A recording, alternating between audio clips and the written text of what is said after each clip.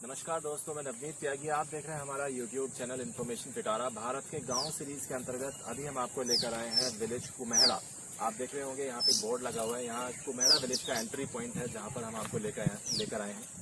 इसके कनेक्टिविटी की और लोकेशन स्टेप्स के विषय में मैं आपको जानकारी देता हूँ।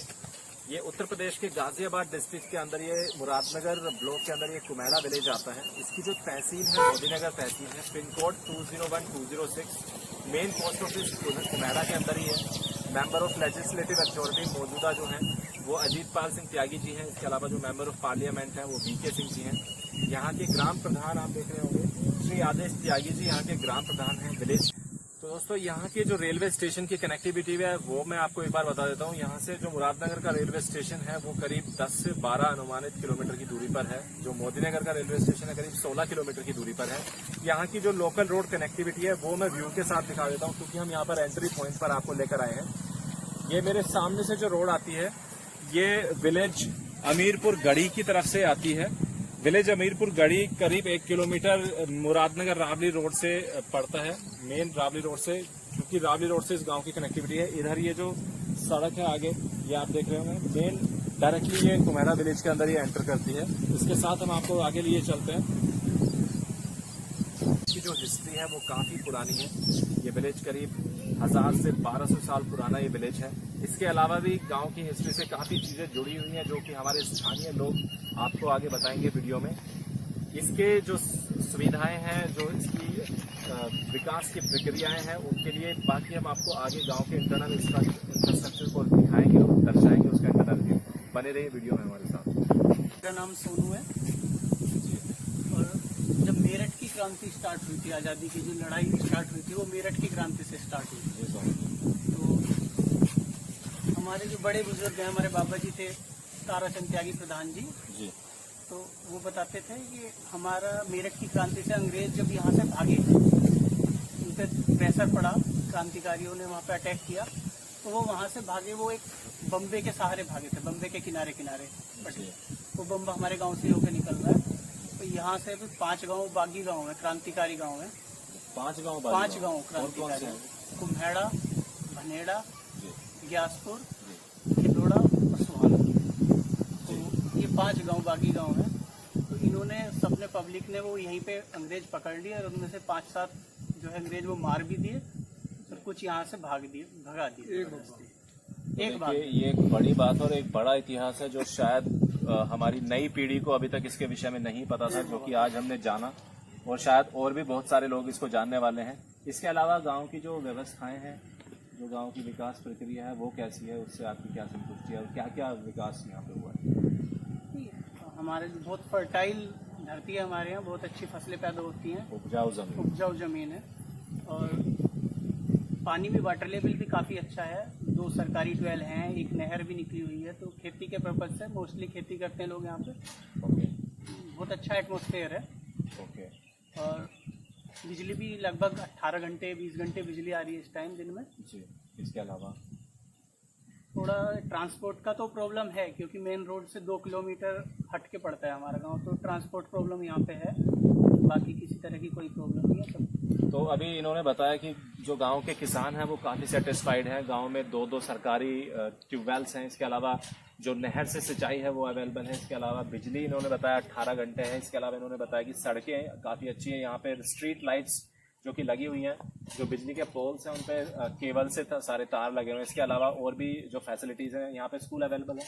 हाँ, 2 प्राइमरी स्कूल है हमारे यहाँ पे जी, और एक प्राइवेट स्कूल भी है जी। 2 प्राइमरी और 1 प्राइवेट स्कूल के साथ यहाँ पे पढ़ाई लिखाई का लेवल भी काफी अच्छा, जो आज की नई इंटर कॉलेज के लिए भी काम चल रहा है। यहाँ पे किलोमीटर दूर इंटर कॉलेज। हॉस्पिटल की बात करूँ तो यहाँ पे पशुओं के लिए या फिर जो हमारे भाई बंधु हैं उनके लिए हॉस्पिटल है।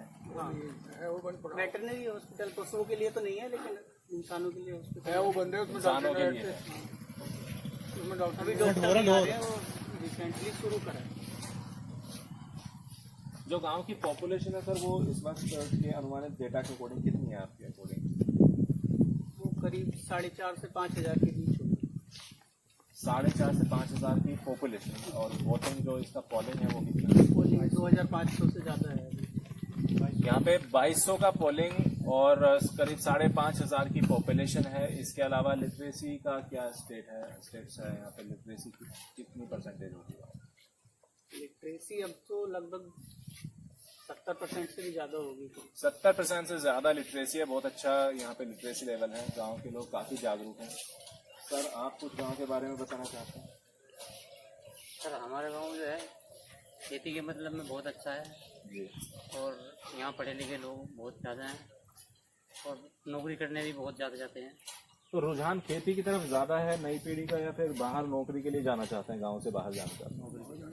बाहर ज़्यादा जा रहे हैं। इंडस्ट्रियल एरिया जो है वो नज़दीकी है हमारे, नोएडा, गाजियाबाद। खेती की तरफ क्यों नहीं आना चाहते? आपने कहा कि खेती के लिए काफ़ी अच्छी सुविधा है। जमीन थोड़ी कम है। हमारे यहाँ जितने भी मतलब ये गांव है आसपास के, मुरादनगर ब्लॉक के आसपास के जितने भी गांव है, यहाँ और पशुओं का इतना नुकसान है, इतनी फसल बर्बाद कर रखी है कि दिन में अपने काम करें खेतों में, रात को खेतों पहर दें, आपस में झगड़े होने की संभावना हो रही है। यहाँ फसल बर्बाद है। तारबंदी करनी, इतनी मतलब महंगाई में तारबंदी करनी, किसान के पास पैसा नहीं है, पेमेंट नहीं आ रहा गन्ने का। उसके बाद खेतों में इतना बीज महंगा है, दवाई महंगी है, सब चीजें तारबंदी करनी, इतना मतलब जो किसान है इतना घाटे में जा रहा है, बर्बाद हो रहा किसान। उसका तो तारबंदी और बीज और दवाई तो आपके मतलब काफी खर्चा आपका आ जाता होगा इसमें, हजारों लाखों का खर्चा इसी चीज में आ जाता होगा। उसके बाद अगर फसल खराब हो जाती है तो फिर आप कैसे भरपाई करते हैं? आप किस तरीके से? क्या है, माइनस में जा रहा है किसान। अभी सामने बाबूजी ने हमें बताया कि इसमें आपस में लड़ाई होने का भी खतरा है, क्योंकि लड़ाई है ना, एक दूसरे के खेतों में एक अपने खेत में काट रहा हूँ, दूसरे खेत कि मेरे खेत में क्यों काट रहे हो? तो ये एक बड़ी समस्या है पशुओं की, आवारा पशुओं की बड़ी समस्या। तो कहाँ से मतलब कहाँ से रहे हैं? अब पता नहीं चल रहा कहाँ से है, कोई दूसरा मतलब कहीं बाहर से आ रहे हैं या कौन आ रहा है, गांव का तो कोई छोड़ नहीं रहा।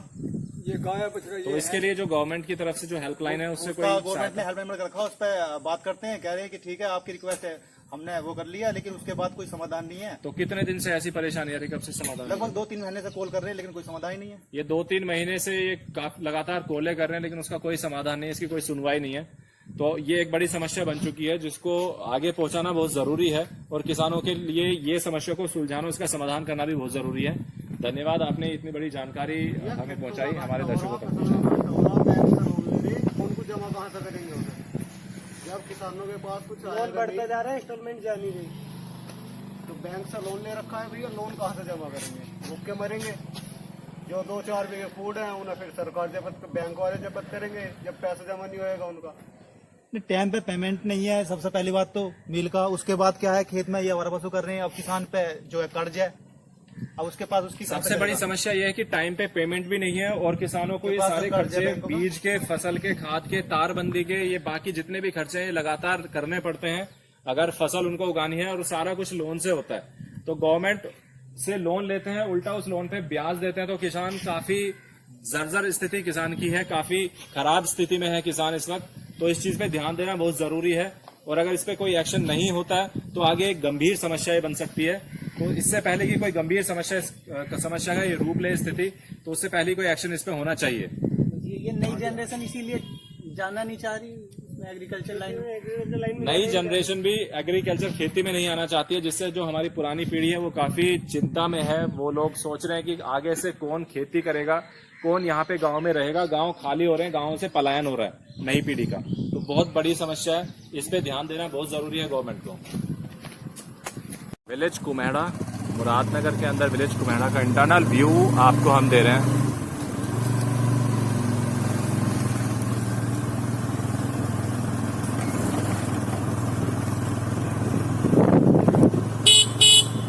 बिजली की, पानी की, हर तरीके की सुविधाएं, सेटिस्फैक्शन लेवल काफ़ी अच्छा गांव के लोगों का, सड़कें काफ़ी अच्छी हैं।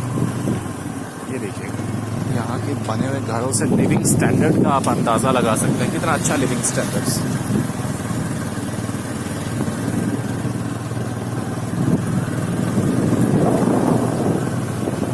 तो ये भी हमारे काफ़ी अच्छे गांवों की लिस्ट में आता है। एनसीआर के ज़्यादातर गांव काफ़ी अच्छी हालत में, डेवलपमेंट बहुत अच्छा।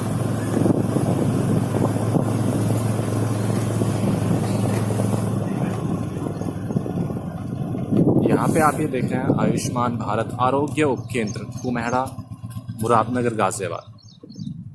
ये आप देख रहे हैं इसका पूरा व्यू। यहीं से गांव की एग्जिट भी होती है। ये गांव का अंतिम छोर जहां पर हम आपको लेकर आ गए हैं।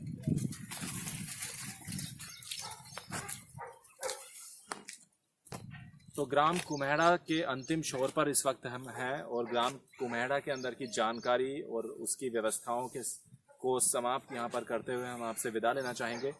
आप हमारे चैनल लाइक कीजिए, सब्सक्राइब कीजिए, शेयर कीजिए। धन्यवाद।